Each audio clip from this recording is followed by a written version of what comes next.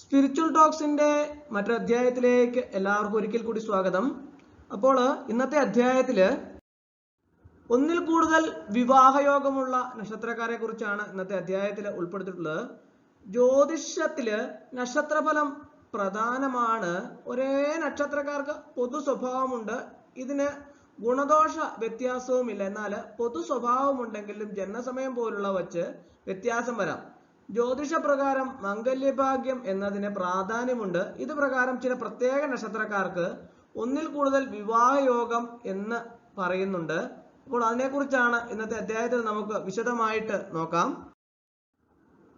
ഈ യോഗം കൊണ്ട് രണ്ടാമത്തെ വിവാഹം എന്നത് മാത്രമല്ല അർത്ഥമാക്കുന്നത്, വിവാഹേതര ബന്ധവും ഇതിൽ പെടുന്നുണ്ട്. വിവാഹത്തിന് മുൻപോ ശേഷമോ ഉള്ള വിവാഹേതര ബന്ധങ്ങളും ഇതിൽ പെടുത്താം.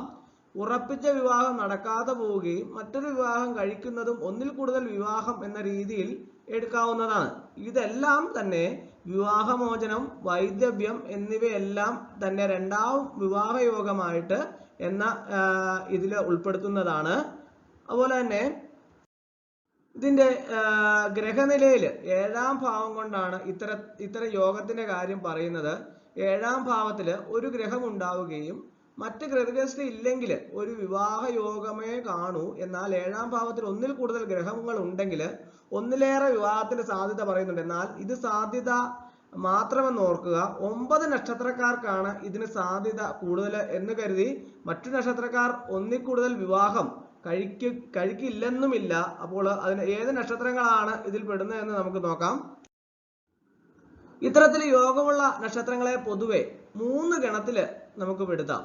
ആദ്യ ഗണത്തിൽ വരുന്ന ആയില്യം, തൃക്കേട്ട, രേവതി എന്നീ നക്ഷത്രക്കാർക്ക് ഒന്നിൽ കൂടുതൽ വിവാഹത്തിന് സാധ്യതയുണ്ട്. രോഹിണി, അത്തം, തിരുവാതിര നക്ഷത്രക്കാർ 2ാം ഗണത്തിൽ പെടുന്നു. ഇവർക്ക് ഈ സാധ്യതയുണ്ട്. 3ാം ഗണത്തിൽ പെടുന്ന മകീരം, അവിട്ടം, ചിത്തിര എന്നീ നാളുകാർക്കും ഈ യോഗം പറയുന്നുണ്ട്. ഇതിൽ ആദ്യം പറയുന്ന ക്രമത്തിനനുസരിച്ച് ഈ സാധ്യത കുറഞ്ഞു വരുന്നു. അതായത് ആദ്യ ഗണത്തിൽ പറയുന്ന നക്ഷത്രങ്ങൾക്കാണ് സാധ്യത കൂടുതൽ എന്ന് പറയാം. അപ്പോൾ ഇതിന് പരിഹാരമുണ്ട്. അതിന് പരിഹാരത്തെ കുറിച്ച് നമുക്ക് നോക്കാം. ഇത്തരത്തില് യോഗമുള്ള നക്ഷത്രക്കാർ ചില പ്രത്യേക പരിഹാരങ്ങൾ ചെയ്യുന്നത് നല്ലതാണ്. നടരാജ സാന്നിധ്യമുള്ള ക്ഷേത്രത്തിലൊക്കെ പോയി ഞായറാഴ്ച ദിവസം ദർശനം നടത്തുന്നത് നല്ലതാണ്. ശാസ്താവിനെയും പരമശിവനെയും ഭജിക്കുന്നതൊക്കെ നല്ലതാണ്. ശിവസ്തുതിയും സഹസ്രനാമവും ഇതിന് പരിഹാരമായി പറയുന്നു.